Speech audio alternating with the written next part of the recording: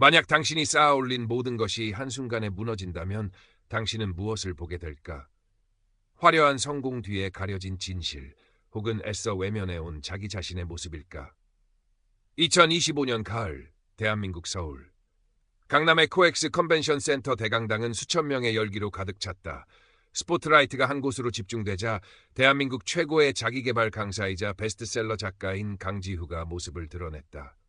그의 저서 마음을 디자인하라, 성공을 이끄는 내면 설계는 출간과 동시에 밀리언셀러를 기록하며 강지후 신드롬을 일으켰다. 오늘 그의 강연 주제는 성공 DNA, 잠자는 거인을 깨워라였다. 여러분, 성공은 멀리 있지 않습니다. 바로 당신 안에, 당신의 잠재력 속에 숨 쉬고 있습니다. 강지후의 목소리는 부드러우면서도 강력한 힘을 지녔다. 그의 잘생긴 얼굴에는 온화한 미소가 떠나지 않았고 세련된 맞춤 정장은 그의 지적인 이미지를 더욱 돋보이게 했다. 객석 맨 앞줄에는 그의 아내 서유진이 앉아 자랑스러운 미소로 남편을 바라보고 있었고 그 옆에는 지후의 대학 동기이자 현재 그의 사업 전반을 관리하는 매니저 김민준이 흐뭇한 표정으로 고개를 끄덕였다. 당신의 마음을 디자인하십시오. 당신의 내면의 거인을 깨우십시오. 그러면 세상은 당신의 발 아래 펼쳐질 것입니다. 강연은 절정으로 치닫고 있었다. 정중은 그의 말 한마디 한마디에 열광적으로 환호했다. 바로 그때였다. 무대 위에서 열변을 토하던 강지우가 갑자기 이마를 짚으며 휘청거렸다. 그의 얼굴이 하얗게 질려 있었고 식은땀이 흘러내렸다. 정중의 환호성은 순식간에 당혹스러운 술렁임으로 바뀌었다. 괜찮습니다. 잠시. 애써 미소를 지으며 말을 이어가려 했지만 그의 몸은 의지를 배반했다. 가슴을 부여잡은 그는 그대로 무대 위에 쓰러졌다. 강연장은 아수라장이 되었다. 김민준과 보안 요원들이 비명과 함께 무대로 뛰어 올라왔고 서유진은 창백해진 얼굴로 입을 틀어막은 채 그 자리에 얼어붙었다. 사이렌 소리가 요란하게 울리는 구급차 안. 강지우는 희미해져가는 의식 속에서 깊고 어두운 터널로 빨려 들어가는 듯한 기묘한 느낌에 사로잡혔다. 눈을 떴을 때 그는 차갑고 공허한 끝없이 넓어 보이는 텅 빈 무대 위에 홀로 서 있었다. 방금 전까지 열광하던 청중도 화려한 조명도 사라진 정막만이 감도는 공간이었다. 어디선가 낮고 냉정한 목소리가 울려 퍼졌다. 강지우, 너는 누구인가? 네가 만들어낸 너는 진짜 너인가? 그 목소리는 마치 자신의 가장 깊은 내면에서 울려 나오는 듯했다. 지우는 혼란스러웠다. 이곳은 어디인가? 자신에게 말을 거는 존재는 누구인가? 그의 눈앞에 뿌연 안개처럼 과거의 장면들이 파노라마처럼 펼쳐지기 시작했다. 가난했지만 열정으로 가득 찼던 대학 시절. 문예 창작 동아리에서 만난 박 선생은 그의 재능을 가장 먼저 알아보고 물심양면으로 그를 지원해 주었다. 등록금이 없어 학업을 포기하려 했을 때도 묵묵히 봉투를 건네며 그의 어깨를 두드려주던 따뜻한 사람이었다.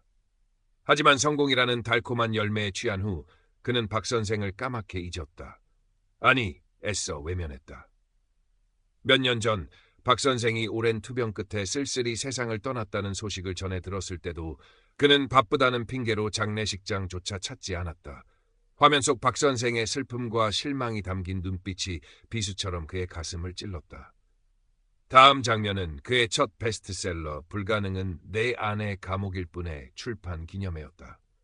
그는 자신의 성공 스토리를 극적으로 만들기 위해 얼마나 많은 사실을 왜곡하고 과장했었나. 심지어 존재하지도 않았던 고난과 역경을 지어내 독자들의 눈물샘을 자극하고 그들의 존경심을 연료 삼아 더 높은 곳으로 올라가려 했다. 진실만이 사람의 마음을 움직입니다라고 외쳤던 그의 입술이 위선적으로 느껴졌다. 아내 서유진과의 결혼 생활도 예외는 아니었다. 그는 그녀에게 항상 완벽하고 능력 있는 남편의 모습만을 보여주려 했었다. 그녀의 생일날 값비싼 다이아몬드 목걸이를 선물하며 사랑한다고 속삭였지만 정작 그날 밤 그는 새로운 책의 홍보 전략을 짜느라 밤을 새웠다. 그녀가 진정으로 원했던 것은 물질적인 풍요가 아니라 따뜻한 눈빛과 진솔한 대화였음을 그는 너무 늦게 깨달았다. 화면 속 유진의 외로운 눈빛이 그의 마음을 후벼 팠다. 목소리는 차갑게 이어졌다. 너는 진실을 외쳤으나 내 삶은 거짓이었다. 너는 사랑을 말했으나 내 마음은 메마른 사막이었다. 너는 수많은 사람을 성공으로 이끌었다고 믿었으나 정작 너 자신은 실패한 영혼이었다. 강지우는 자신이 그토록 경멸했던 속물, 위선자, 심지어 사기꾼의 모습이 바로 자신이었음을 처절하게 깨달았다. 그가 쌓아올린 성공이라는 탑은 신기루에 불과했고 그 밑에는 추악한 진실만이 숨겨져 있었다. 그는 텅 빈 무대 위에 무너져 내리며 절규했다. 내가 틀렸어. 모든 것이 거짓이었어. 나는 괴물이었어. 끝없는 절망 속에서 그는 아주 희미하지만 따뜻한 빗줄기가 자신을 향해 다가오는 것을 느꼈다. 살고 싶었다. 이대로 끝나고 싶지 않았다. 이 모든 것을 바로잡고 싶다는 강렬한 생의 의지가 그의 영혼 깊은 곳에서부터 솟아올랐다. 흡! 강지우는 병실 침대에서 격렬하게 숨을 몰아쉬며 깨어났다. 하얀 천장, 소독약 냄새, 그리고 창백한 얼굴로 자신을 내려다보는 서유진과 초조한 표정의 김민준이 보였다. 여보, 정신이 들어요? 유진의 목소리는 물기에 젖어 있었다. 사장님, 괜찮으십니까? 민준도 안도의 한숨을 내쉬었다. 의사는 극심한 스트레스와 과로로 인한 일시적 쇼크 혹은 미주신경 실신일 가능성이 높다고 진단했다. 며칠간 절대 안정을 취하라는 말과 함께 몇 가지 검사를 더 진행하자고 했다. 하지만 강지우는 자신이 겪은 일이 단순한 환각이나 꿈이 아님을 본능적으로 알았다. 그 생생한 감각, 영혼을 뒤흔드는 목소리, 그리고 과거의 기억들은 너무나도 선명했다. 이전처럼 살 수 없다는 절박감이 그의 온몸을 짓눌렀다. 동시에 자신이 본 진실을 세상에 알려야 한다는 강한 내적 충동이 용솟음쳤다. 퇴원 후 집으로 돌아온 강지우는 며칠 동안 칩거했다. 그는 자신이 겪은 임사체험에 대해 아내 유진에게 두서없이 털어놓으려 했다. 하지만 그녀는 충격과 혼란 속에서 그의 말을 온전히 이해하지 못하고 그저 그의 건강이 악화된 것은 아닌지, 정신적으로 큰 충격을 받은 것은 아닌지 걱정할 뿐이었다. 그녀의 눈에는 남편에 대한 안타까움과 함께 알 수 없는 두려움이 서려 있었다. 김민준의 반응은 더욱 현실적이었다. 그는 지후의 말을 정신적 후유증 또는 극도의 스트레스로 인한 일시적 착란으로 치부했다. 그는 예정된 대형 강연 스케줄과 신간 출판 계약, 방송 출연 약속 등 산더미처럼 쌓인 현실적인 문제들을 해결하는 데만 급급했다.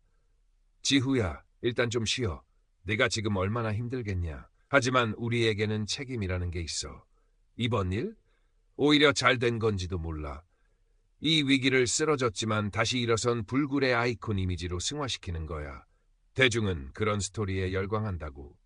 민준의 말은 지우에게 날카로운 비수처럼 꽂혔다. 그는 또다시 자신을 포장하고 대중을 기만하라는 것인가. 지우는 모든 것을 잃을 수 있다는 두려움과 진실을 향한 갈망 사이에서 밤낮으로 고뇌했다. 임사체험 중 들었던 너는 누구인가? 라는 목소리가 환청처럼 그의 셔츠 소매를 붙잡고 놓아주지 않았다. 잠 못 이루는 밤이 계속되었다. 그는 자신이 썼던 책들을 멍하니 바라보았다. 그 안에 담긴 화려한 수사들과 단정적인 성공의 법칙들이 역겹게 느껴졌다. 결국 운명의 대형 강연 당일이 밝았다. 강연장은 그의 기적적인 회복과 새로운 메시지를 기대하는 수많은 청중과 미디어 기자들로 인산인해를 이루었다. 김민준은 백스테이지에서 평소처럼 자신감 넘치는 표정으로 지후에게 격려의 말을 건넸지만 지후의 얼굴은 어둡고 비장했다. 그는 민준이 건네는 잘 다려진 수트 대신 평범한 검은색 터틀넥 스웨터에 면바지 차림이었다. 무대에 오른 강지후. 평소에 화려한 제스처와 청중을 압도하는 카리스마는 온데간데 없었다. 한동안 마이크 앞에서 침묵하던 그는 떨리는 목소리로 입을 열었다. 오늘 저는 여러분께 성공의 비결이나 마음을 디자인하는 법을 말씀드리러 온 것이 아닙니다. 청중은 술렁이기 시작했다. 스크린에는 그의 새로운 강연 주제인 위기 극복과 제도약이라는 문구가 떠 있었지만 그의 입에서 나오는 말은 전혀 다른 방향으로 흐르고 있었다. 저는 얼마 전 이 무대 위에서 쓰러졌습니다. 그리고 아주 짧은 시간 동안 산과 죽음의 경계를 경험했습니다. 그는 자신이 겪었던 임사체험, 텅 빈 무대 위에서 만난 정체 모를 목소리, 그리고 자신의 삶이 파노라마처럼 펼쳐졌던 순간들에 대해 담담하게, 그러나 숨막히는 긴장감 속에서 이야기하기 시작했다. 박 선생을 배신했던 일, 자신의 성공을 위해 과거를 왜곡하고 대중을 기만했던 일, 아내에게조차 진실되지 못했던 위선적인 모습들까지 그의 목소리는 점점 더 격앙되었고 눈에는 뜨거운 눈물이 고였다. 저는 여러분을 속였습니다. 그리고 무엇보다 제 자신을 오랫동안 속여왔습니다. 저는 성공이라는 우상을 섬겼고 제 자신을 그 재단의 제물로 바쳤습니다. 저는 괴물이었습니다. 강연장은 찬물을 끼얹은 듯 조용해졌다. 이내 엄청난 충격과 혼란으로 뒤덮였다. 카메라 플래시가 미친 듯이 터지고 일부 청중은 분노하며 사기꾼이라고 소리쳤고 일부는 멍하니 그를 바라보았다. 객석에 앉아있던 서유진은 터져나오는 눈물을 참지 못하고 손으로 입을 가렸고 김민주는 믿을 수 없다는 듯 절망적인 표정으로 머리를 감싸쥐었다. 그의 성공 신화가 그가 평생 쌓아올린 모든 것이 한순간에 무너져 내리는 순간이었다. 저는 오늘 모든 것을 잃을 각오로 이 자리에 섰습니다. 이것이 저의 벌거벗은 모습이기 때문입니다. 용서받지 못할 것을 압니다. 하지만 이렇게라도 제 영혼의 무거운 짐을 내려놓고 싶습니다. 강지훈은 깊이 고개를 숙였다. 무대 위에는 더 이상 화려한 스포트라이트도 열광적인 환호도 없었다. 오직 무거운 침묵만이 그를 짓누르고 있었다. 강지우의 고백은 그날 저녁 모든 뉴스와 SNS를 뒤덮었다.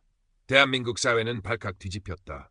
국민 멘토 강지우의 충고백, 자기개발 구루의 두 얼굴, 성공 신화의 배신, 자극적인 제목의 기사들이 쏟아졌고 대중의 반응은 극명하게 갈렸다. 분노와 배신감을 표출하는 이들이 대다수였지만 그의 용기 있는 고백에 조심스러운 지지를 보내는 소수의 목소리도 있었다. 그는 하루아침에 국민 멘토에서 희대의 사기꾼으로 추락했다. 모든 방송 출연 계약은 취소되었고 광고는 중단되었으며 출판사는 그의 책들을 전량 회수 조치했다. 예정되었던 신간 출판 계약은 물론 해외 강연 스케줄도 모두 물거품이 되었다. 그에게 쏟아졌던 찬사는 싸늘한 비난과 조롱으로 바뀌었고 그는 엄청난 금액의 위약금 소송에 휘말렸다. 화려했던 강남의 오피스텔과 개인 사무실은 압류당했고 그는 결국 작은 월세방으로 거처를 옮겨야 했다. 김민주는 마지막까지 그를 설득하려 했었다. 지후야 아직 늦지 않았어.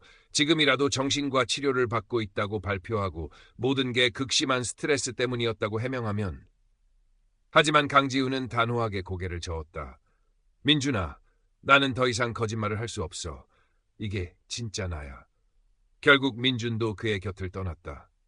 내가 선택한 길이다. 하지만 나는 네 어리석은 결정에 내 인생까지 걸 순 없어. 그것이 그들의 마지막 대화였다.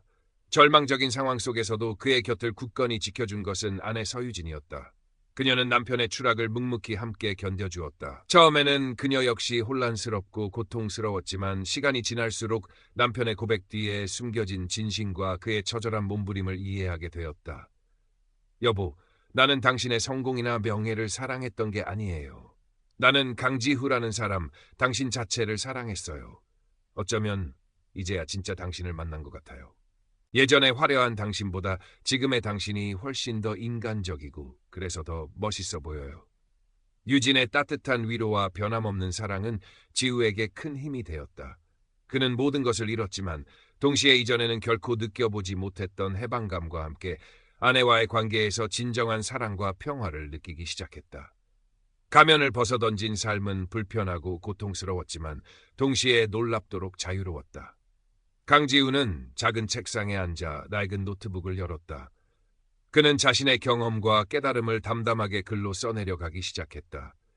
그의 글은 더 이상 화려한 미사여구나 사람들을 현혹하는 성공의 법칙을 담고 있지 않았다. 그저 한 인간의 처절했던 자기 성찰과 실패, 그리고 아주 작은 희망에 대한 이야기였다. 그는 이 글쓰기를 통해 스스로를 치유해 나갔고 동시에 자신과 비슷한 아픔을 가진 누군가에게 작은 위로라도 건넬 수 있기를 바랐다. 몇 년의 시간이 흘렀다. 강지후의 책 나는 나를 몰랐습니다는 아주 작은 출판사를 통해 조용히 출간되었다. 이전처럼 폭발적인 반응은 없었지만 진정한 자아를 찾고자 하는 소수의 독자들 사이에서 입소문을 타며 꾸준히 읽혔다. 그의 글은 상처받은 영혼들에게 깊은 공감과 잔잔한 울림을 주었다. 그는 더 이상 대중 앞에 서지 않았다. 대신 작은 온라인 커뮤니티를 통해 자신과 비슷한 고민과 아픔을 가진 사람들과 익명으로 진솔한 이야기를 나누었다. 서로의 상처를 보듬고 작은 용기를 북돋아주며 함께 성장해 나갔다. 2028년의 어느 늦가을 저녁, 강지우는 자신의 작은 서재 창가에 서서 붉게 물든 노을을 바라보고 있었다. 그의 얼굴에는 한때 세상을 호령했던 성공의 그림자는 찾아볼 수 없었다. 대신 깊은 성찰과 수용 끝에 얻은 평온한 미소가 잔잔하게 떠올랐다. 그의 손에는 박 선생이 오래전 선물했던 낡은 만년필이 들려 있었다. 그는 그 만년필로 세상을 향한 또 다른 이야기를 써내려갈 준비를 하고 있었다. 그의 진짜 삶은 어쩌면 이제부터 시작이었다. 그의 내면에서는 더 이상 너는 누구인가? 라는 차가운 목소리가 들리지 않았다. 대신 나는 이제 나를 조금 알 것 같다는 조용하지만 단단한 확신이 자리 잡고 있었다. 창밖의 노을처럼 그의 삶도 그렇게 천천히 그러나 분명하게 새로운 빛으로 물들어가고 있었다.